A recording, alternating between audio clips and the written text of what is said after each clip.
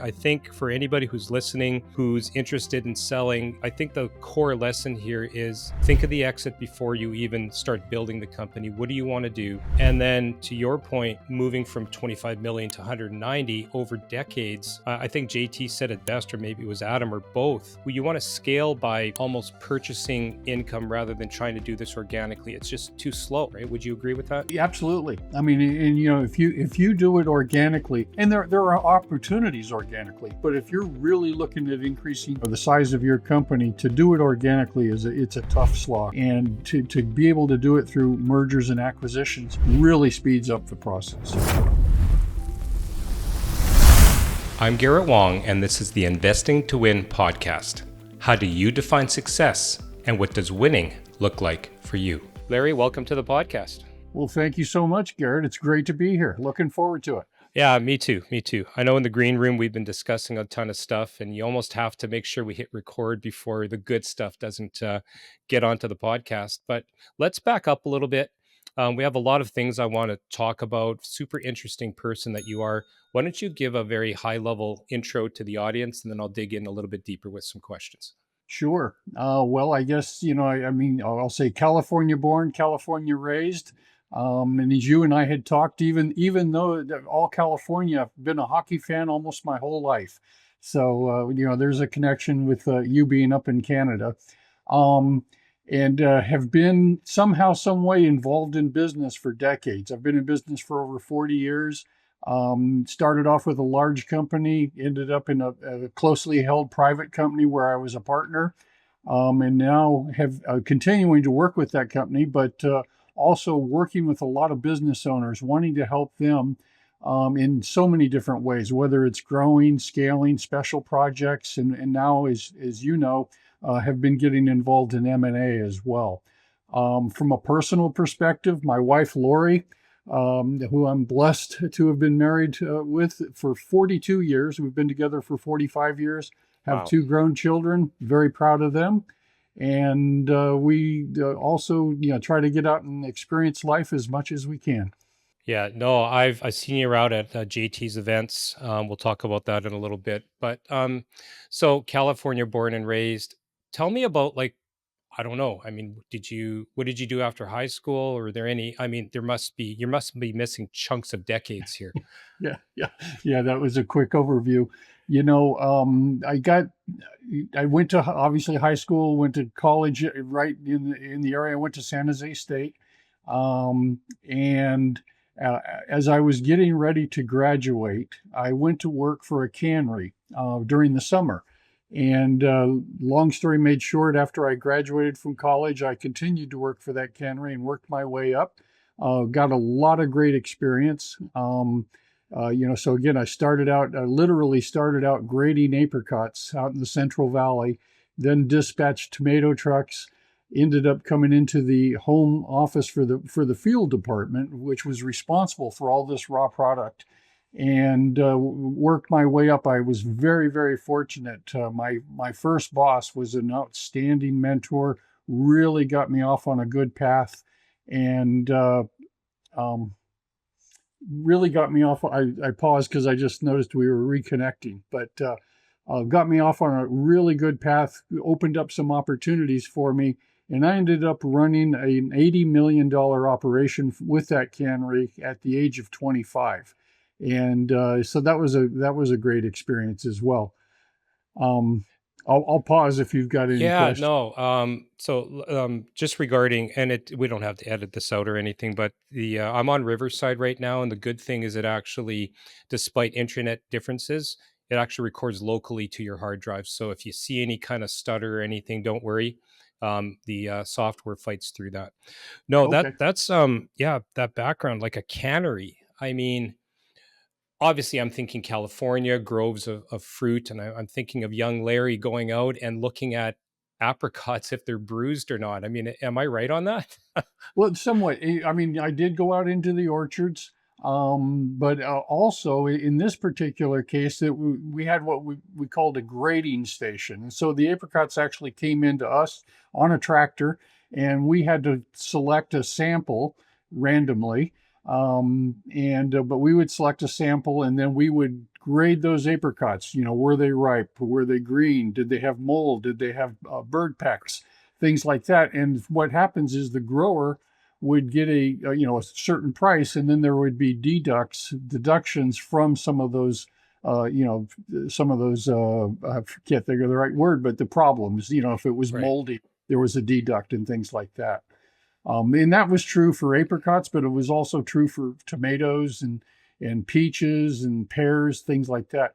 Just to give you an idea of the scale, Garrett, when we were running, we would handle 500 loads of tomatoes a day, and each load was 25 tons.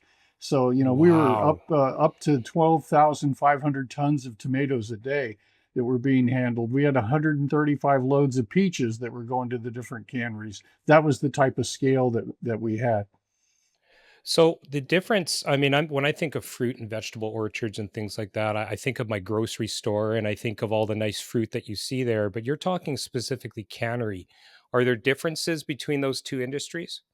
Absolutely. And again, I mean, my first few years were in the cannery. Later, when I became a partner in the privately held company, there we were really dealing with fresh produce. And, so it's lettuce, it's celery, it's strawberries, things like that. And then that is fresh. So things in that time frame, you're moving quickly. I mean, we were moving quick with the tomatoes as well, because it all had to be done in a very short period of time.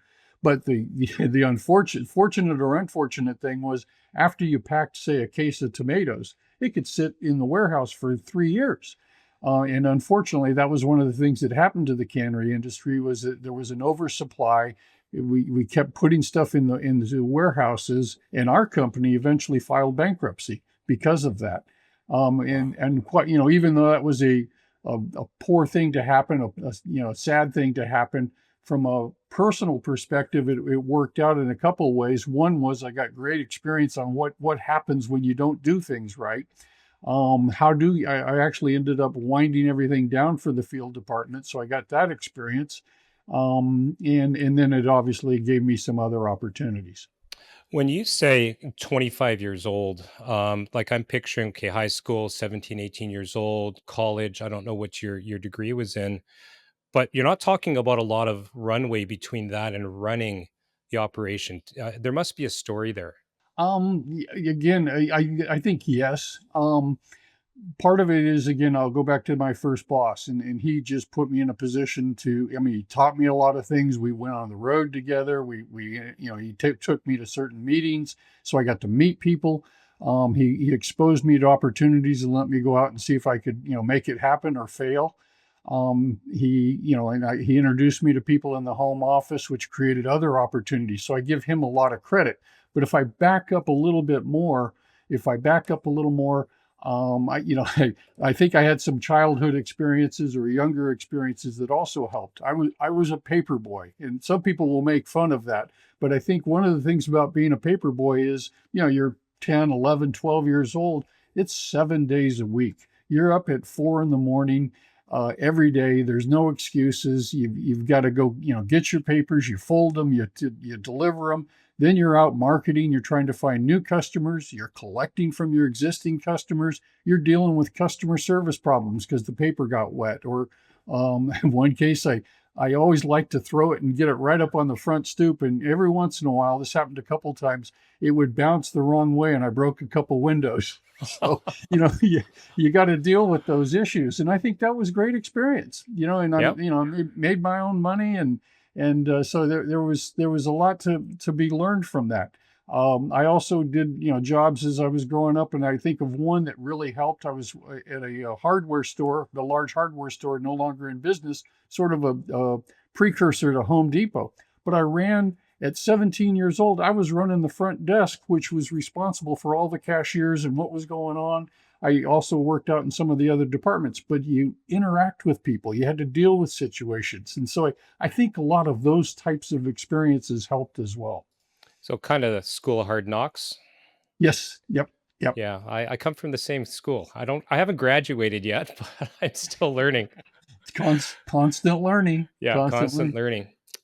So speak to me about scaling then? I mean, because there was a lot of growth in that company. I know I read your bio. Maybe tell the audience about how the scaling began in that first operations.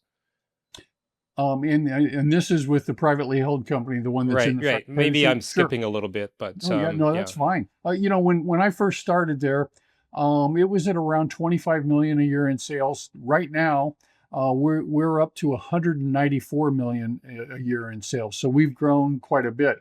I think what I was able to do, there was a couple things happening. One was we were really focused on our customers. We actually created a lot of partnerships where we would jointly own equipment or jointly own certain operations. So we part of that whole 194 million is our own, specifically our own business, and then a lot of it also is the partnerships that we are involved in, that we run, and so that totals the 194. But to answer your question, I think we were really focused on the customer. We were really focused on making sure they were taken care of. And this is, the fresh produce business. If you've got fresh produce, fresh head of lettuce, a fresh tree of strawberries, there's a very limited shelf life. And so you've got to get it out to the market as quickly as you can and in as great shape as you can. Just as an example, Garrett, we'll have lettuce harvested this morning, Monday morning. We'll have lettuce harvested this morning. It'll come into one of our facilities. We'll cool it. I won't get too deep on that, but we'll cool it. We store it in a refrigerated warehouse, and then we also ship it once the truck arrives and the sales order arrives. So you think of all of that. It's harvested, it's cooled, it's stored, and then it's shipped. That all happens hopefully the same day, if not early the next day.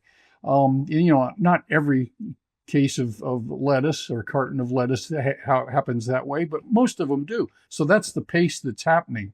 And so we need to take care of our customers, and if our equipment breaks down, we got to have backup plans and things like that. And we're well known for being able to react to problems and to be able to take care of our customers. I think that was part of it. Then as we're continuing to grow and fresh produce was continue, more and more people were starting to eat fresh produce. So that was a plus. But now how do you keep up with it? And I think I was able to use the experience I had from the cannery days because it was a large company. Even at one point before we went bankrupt, we bought Libby's. So we were Oh yeah, I integrating remember Libby's. Libby's. Yeah. Yeah. So we had to take our own operations and integrate Libby's. Real quick, a side story. I was actually made a part of a 5-person team by the new CEO of our company that came in to figure out a long-term strategy of how we could handle all of our different canneries, get our production in line with what demand was and everything else. And we actually came up with a really good plan. We never got a chance to implement it, but it was a really good plan. It was great to be part of that team. So I was able to take those experiences and that education, if you will, and bring it to this smaller company and start saying, okay, how do we start to get ourselves organized to handle this type of growth? What type of systems do we need? How do we build the team? How do we make sure, how do we communicate with our customers and follow up and things like that? And as you're growing, you don't always realize a lot of these things. It's kind of like as your children grow, you're not always aware of how much they're growing, how much they're changing, what new things you need to do. You got to step back every once in a while. And we were able to do that and just keep it going. But a lot of it was, staying focused on the customer, building the team, building the systems and things like that. I find it incredible, Larry, because I'm fairly new, obviously in your ecosystem, JT's world, and Adam Coffee, Yeah. $2.46 billion in M&A. And one thing when I was in Dallas in February that Adam spoke about was always, when you're buying a company, the people component is so important. And you're telling me something that, I mean, probably a long, long time ago that you, I guess, intrinsically knew, right? What was the operations like? How many people, that type of thing at 25 million? It's a good question. I'm having trouble picking it up right now, but I would say probably around 100, 125. We're Okay. now close to 500, but Okay. I think that's my point. So you have quadrupled the amount of people, systems. I know, like, I have a very small company, 20 employees. relative to that. But I know already that every time I try to expand, you hit certain, like, I guess you call them break points. Yes. Yeah. Um, yeah, tell the audience a little bit about how, you're scaling, you're expanding, and then all of a sudden where you think you have it dialed in, it breaks simply because of the expansion and the size. Yeah, I think of a couple examples. One was we were working with a partner of ours, who great partner, still partners with them to this day, and they asked us to come down and meet with them in the Salinas Valley, and so it was an early in ag. You like to start early, so it was an early morning meeting. We got down there. And we were pretty happy because we knew they wanted to expand. And so we sat down, we were working through some things with them. They said, look, we need to be honest with you. We really like you guys. We trust you. We do need some additional equipment. We do want to work with you in, additional business, but we've got a concern. We said, okay, what's that? They said, we don't think you're keeping up with the way you used to do things. You're not delivering the service the way you used to. You're not staying on top of your reports, your financial statements. And that's where we are now. If we grow, what the heck are you going to do? And we said, and again, it's kind of like your children. You need those wake up calls sometimes. We said, you make great points. We hear you. We understand. Please, give us a couple days and we'll get back to you on what we're going to do. So we went back, we regrouped, and we said, okay, what do we have to do to make sure we're delivering the service that we're known for, the service we want to deliver? What do we have to do? What do we have to change? And we started looking, at just that one customer. We said, how do we make sure we give the service? What do we need to do with our service organization? What do we need to do in the financial area? How do we get the reports out? How do we get our financials up to date with this particular partnership? And we worked on that partnership. We talked with our team. We talked with the service folks. We talked with our financial team, and we worked that one customer, that one partnership, and we got it better. And then the other thing that we knew that they didn't know was we knew we had others in the same situation. So once we got that worked out, we were able to apply it to our other operations. And so that's the type of thing, it's constantly doing that with scale. Another thought that comes in, I think, is as you grow, you start looking and you say, okay, how do we need to be organized, and what roles are we missing? Because when you're smaller, people are moving all over, and they're very flexible, and they've got to handle a pretty wide range of responsibilities. And that's a lot of fun, in an entrepreneurial culture. That is a heck of a lot of fun. And by the way, we've been able to maintain that.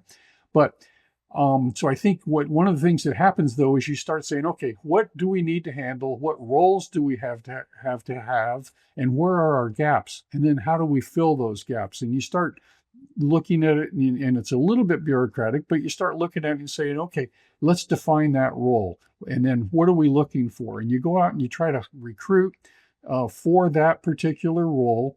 And as you're doing it, you start getting a range of people. Obviously, you might be thinking you're targeting in one direction. And as you start interviewing different candidates, you notice that there may be somebody that could actually even take you further. And so, you say, okay, this is great because in 2 years, 3 years, 5 years, we think we're going to be there. Let's go ahead and spend the extra money. Let's get this person that's really talented, bring them in, and let them run. And so that helps you grow. And then as you're doing all that, you got to keep your systems up. So you work on your systems, and on and on. Yeah, I mean, when you're recruiting, boy, so much to unpack there. I know that, I guess okay, I'm going to back up because I'm going to go down my ADHD rabbit hole pretty soon. So at 25 million, 190 now, I think your website said 150. So you guys are obviously still growing. Was there a vision that you were thinking was going to go this big? And what kind of runway, like how long are we talking about between 25 and 190? How many years? It was a few decades actually. A few decades. Okay. Yeah, but I think, did we have a long-term vision, a long-term plan?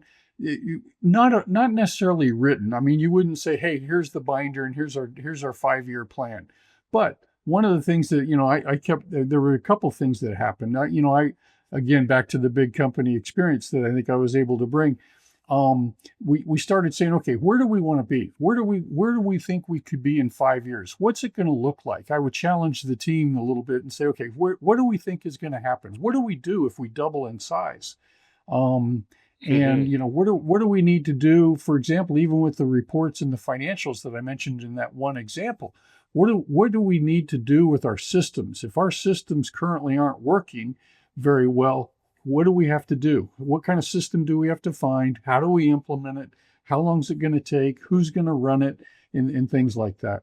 Yeah, no, like I was just referring to things breaking, and then getting back to my original thought on recruitment. I have two questions. I'll ask the first one.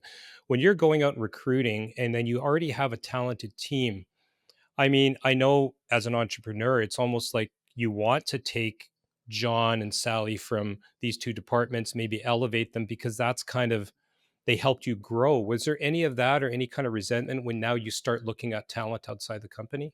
Good point. I think two things. One is in some cases we were recruiting for a role that we hadn't really filled. I'll give you an example. We for years and years didn't have anybody heading IT. We would just kind of make do with what we had. The controller, later the CFO might take it on. I might take it on. But we realized that IT was becoming more and more important to, the making sure those systems really ran. So I went in, we approved, we went to the board, we approved that we'd get an IT position, and then we went out and did that. So sometimes the role was different.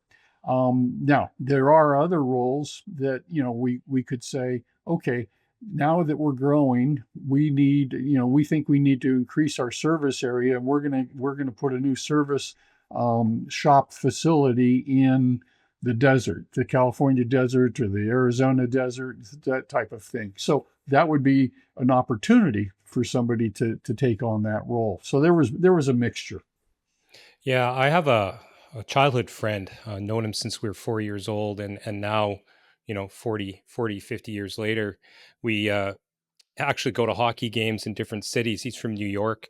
And his path, he actually went through commerce, got a degree there, management degree, and made it into this, I guess you'd call it a family business. And I mean, they were into a whole bunch of different things. And because, he was like the number four, number five person in there, sort of saw the company go from 5 million to 10 million to 30 million to 70 million. And then all of a sudden, the family is bringing in a CFO, a CTO, these different buyers, legal Mhm. team, things like that. And I said to him, like, these people are coming in replacing things that you've already done. How do you feel about that? And his answer was very interesting because he said, Garrett, I was in there and I was doing these M&A deals and sometimes negotiating a purchase and a buy for, you know, thousands and thousands of pieces, shipping from China, whatever. Like we're talking a fairly sizable business. And he said, while I got it done, I had no clue what I was doing. So he was quite happy to have an expert come in, even though it was, I guess the ego has to be checked at the door when you bring in somebody, with the so-called expert that doesn't really know the origin story of the team. I'm sure there's some challenges there. There are some challenges. I mean, I mentioned the IT position. We brought in somebody to actually head HR, not just do benefits, but actually HR, because as we were, adding more and more Right. people, so we looked at things like that. I took our controller who had been with the company for a number of years, found a way to reposition that and had him become the CFO. So, you work it is a challenge and you do have to check your ego, but if you can bring in a good team and good people and then bring them together, it's really, really magic. Well, I love what you said about concentrating on that one customer, making sure everything was completely dialed in, and then moving that over to your other customers. And I mean, that reminds me again of Adam Coffey and speaking about unit economics and just making Yeah. sure that everything's dialed in before you scale. Um, you've worn a lot of hats. I mean, we're talking M&A, HR marketing, some real estate development. What advice would you give to myself or other entrepreneurs who are just starting to grow their businesses to significance of not trying to be pulled in every direction? How do you balance that? Yeah, it's that's a challenge, and it's an ongoing challenge. Like you said earlier, we still haven't graduated from the school of hard knocks. Um, but one of the things that I've done, sort of my left brain side, my anal side, is I like to plan things every week, usually on Sundays and sometimes on Monday mornings. But I'll also do the same thing every day, and I go through what I think is important for that week.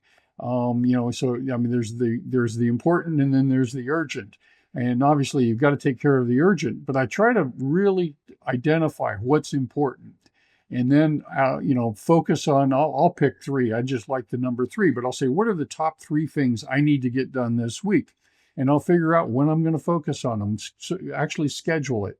So you say, okay, we're restructuring a business. That's one of the things for this week. So when am I go? What do I need to do, and how am I going to get that done this week?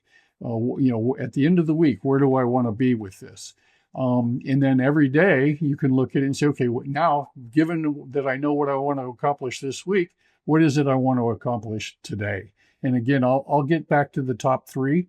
So I'll figure out the top three for the week. I'll figure out maybe the top three for each day, and um, and I just focus on those priorities. The other thing that I'll do is I'll look at a routine.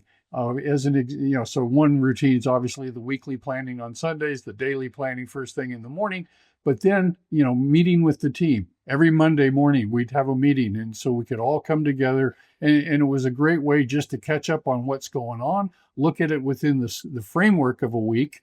And then also everybody got a chance to hear what was going on with the other partners. So HR would know what was going on with IT. They could hear what was happening in the financial arena. I would talk about what was going on in sales or customers, and that just gave a nice rhythm of what's going on in the business. So I think part of it, you prioritize, you look at what's important, but the other part of it is you get a rhythm or a routine.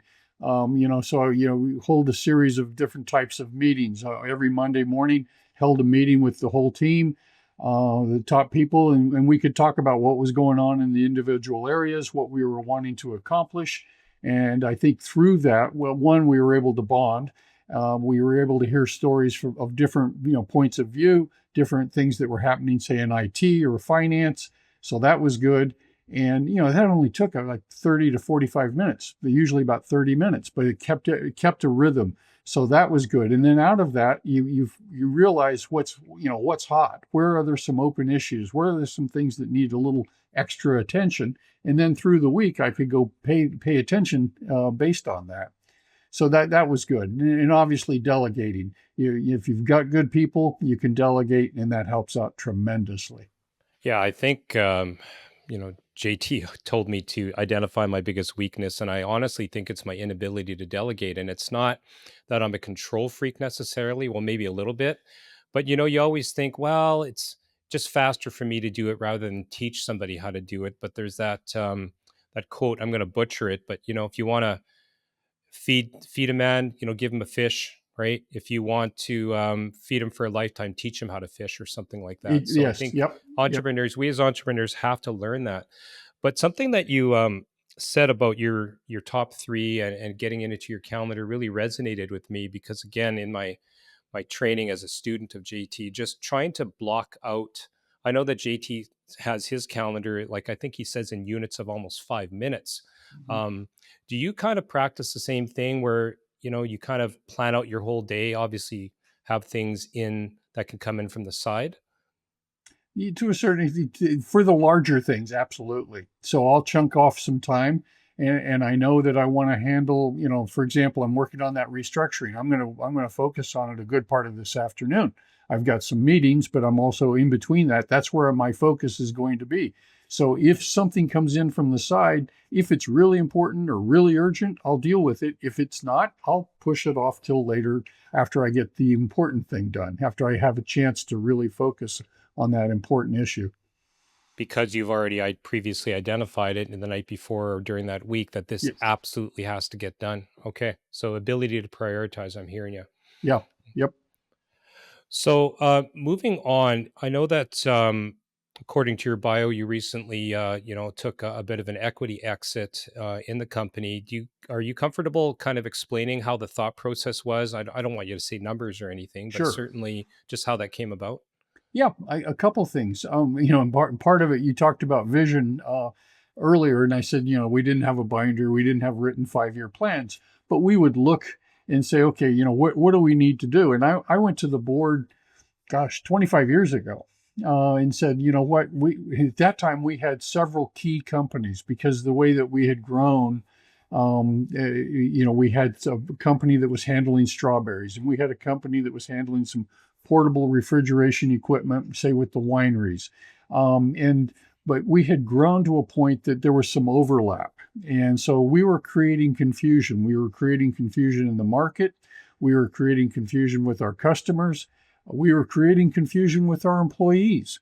And so, I thought, and then the other thing was because we were starting to overlap, we were spending a decent amount of time making sure that we were treating the other partners fairly. While we had three key companies, there was a lot of common equity, but it wasn't identical equity, and not everybody was in each of the three. So we said, I went to the board and I said, look, I think we'll be better off if we can bring this together and we become one. We'll have one message for the marketplace. We'll have one place for our employees, and we'll be stronger. We'll be more diversified geographically across different service types, and we'll have that increased clarity. So we ended up merging. It was not an easy. It was not an easy deal because of history and power and decision making and all of that. But we got it put together, and actually from that moment on, we took off because we did have that strong consolidated company with a single vision and a lot more clarity. And so off we went. So that was 25 years ago. That was part of that vision of let's have something that is more easily understood, but also in the event something comes up that you don't expect, you have something that you could sell. None of us as business owners know how long this thing can go. You can build a team, you can think you're going to run it for years, and then maybe you get in an accident. Maybe one of your key customers runs into trouble, and so you've got to be ready in a strong position to look at alternatives, which could include the exit or it could include a restructuring.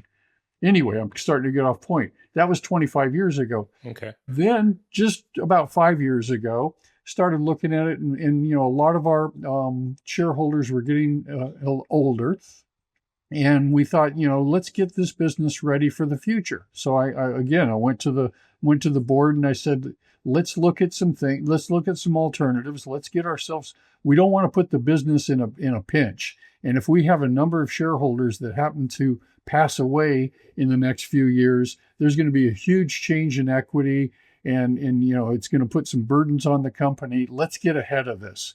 And they agreed. And again, it's not an easy process, but we worked our way through it. And that was the exit. I think one thing that I was very proud of. I mean, I was very proud that we did it. But I actually had, in this case, the remaining shareholders and the exiting shareholders both coming to me saying, "Thanks. I don't think anybody else could have pulled this off, and we really appreciate what you did." And that was from both sides. So. Yeah, incredible. No, I mean, I know when we're speaking now in the M&A world, JT Fox, Adam Coffey world, I mean, it's always about the exit. And when you're going to be speaking to, again, we'll talk about this in a couple minutes, but whatever companies we're going to buy, whether it's a small operator, a platform company, a portfolio company, they often don't think about what that's going to look like. And I think Adam said it best. Like, the saddest thing is somebody who's worked their whole life in a company, they kind of look around, they turn the lights off, and they say, I guess that's it, because they didn't plan on the exit. So honestly, good on you to actually have that foresight, that vision, just because you could kind of see everything bottlenecking. And yes, if there are a bunch of shareholders that pass away, leave, exit all at once, how is a company possibly going to pay that equity back without burdening itself and maybe putting itself in financial jeopardy? Yep. I actually called it the snowball, and I said the snowball's sitting up on the ledge. on the precipice and it's about to start rolling down the hill. And if it does, it's going to gain momentum. It's going to come crashing down on that town, which is us down below. So let's get ahead of this thing. Yeah, no, Larry, you're clearly a person of vision and goals. Um, I know that you and Lori invest in real estate. Do you want to kind of talk to me about just why where that mindset kind of went outside of the traditional corporate structure? Sure. Well, first of all, I mentioned that Lori and I have been married now for 42 years, and she's incredible. I always say that she can make the complex simple, and she's able to see things that I don't even know exist. And she's done that. There were times with Western Pre-Cooling, the company that I've been talking about, that she would spot things that were really critical or really important, whether it was about people or a strategy, and she could just because I'd come home and we'd talk at night and she'd see things that really opened our eyes. I'm going to digress for a moment, but I was on a trip with our patriarch one time, and I shared an idea with him, and he said, "Wow," he said, "that's a great idea. How'd you come up with that?" And I said, "I didn't. Lori did." And he joked. He said, "Well, we got the wrong person then." Yeah, well, they say behind every man there lies so you can finish off the quote there. No, amazing, amazing. Yeah. So So, she's always had that ability, and we've always been around real estate, whether it was in the business of having to develop these refrigerated warehouses, or personally with our homes, and having I mean, we've actually built from the ground up on some homes. We've done remodeling, all that. So she's been in the middle of all of that. So we had experience in real estate, but we thought that there was an opportunity there, and we went out and we started learning more, and getting a little more creative, and then said, okay, this is an area that we want to get in. And so we felt we had some aptitude towards and some experience in real estate, but we also thought, even though it's quote real estate, that there was a lot of diversification and a lot of creativity that could be allowed there. The diversification could be geographic. The diversification could be in different asset classes, whether it was single family homes, multifamily, shopping centers, retail, or even office. So, we felt that that was a benefit as well. okay. Well, I mean, as you know, and my audience knows, I'm heavily invested into real estate. I mean, 25 years in property management as well. But now M&A is kind of in our crosshairs. Do you want to maybe tell the audience why you feel that that's the next thing that you and Lori want to focus on? Sure. Well, I think a couple things came out of this. As I'm in this transition, and again, I'm still working with the company. I'm helping. I'm focusing on special projects, high value special projects. I'm focusing on continuing to work with the team and get the company ready for the future. Um, but as part of, as separately, I'll say, looking at it and saying, okay, how can we contribute? How, what's out there that we can go help people? And one thing we thought was we can help business owners. There's something that we've got in our experience or our insight that can help business owners, and that could be a variety of things. It could be helping them grow. It could be helping them with special projects or building their team. Um, and then the other one then is, of course, how do you get prepping for an exit? There's a huge difference between getting prepared for an exit and actually doing the exit. I gave you the story about 25 years ago when we merged some of our companies, but it's the same thing for any business owner. How do you get prepared so that when that day comes, whether you're doing it voluntarily or involuntarily, you're ready, you're in a stronger position. Then the next step, I think, is the M&A that you're bringing up right now. And M&A can be part of that prepping for the exit. Okay, so mergers and acquisitions. Again, we don't have time for an entire podcast on this, and it would be several. But we've both been, listening to Adam JT, so many books and different resources out there. Your special superpower, where do you? Because I know that you're like actually partners with JT. You're going to be vetting some of these things. What do you bring to the table? Sure. I think a couple things. I have, again, that experience of having done mergers, done acquisitions, I've done spinoffs, I've done startups. So bringing that type of experience is one.